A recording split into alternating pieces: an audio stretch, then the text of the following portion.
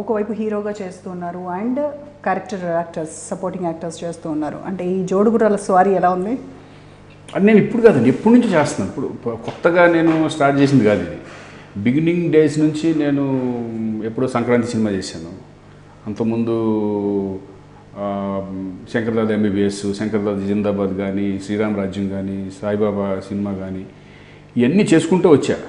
ఇప్పుడేంటి మొన్న ఈ మధ్య రామ్ చరణ్తో గోవింద్ ఆంధ్రవాడేదో, తర్వాత బన్నీతో సరైనోడు.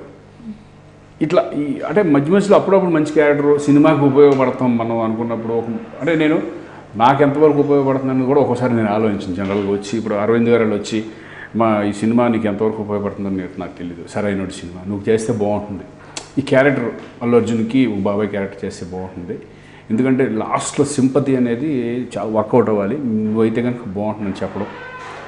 సినిమాకి వెళ్ళిపోతుంది అనుకున్నప్పుడు ఏముంది పెద్ద, నాకేమైనా పెద్ద క్రేజ్ తగ్గేది ఏముంటుందిలే అనుకొని మనం కొన్ని నేను చేస్తూ ఉంటాను జనరల్గా. ఎన్ని లిస్ట్ ఎంత దాటారు? 150 దాటిపోయా? 150 కాదు 120. సో 150కి చేరు కూడా ఉన్నారు, ఇంకో 30 ఇంకంతే.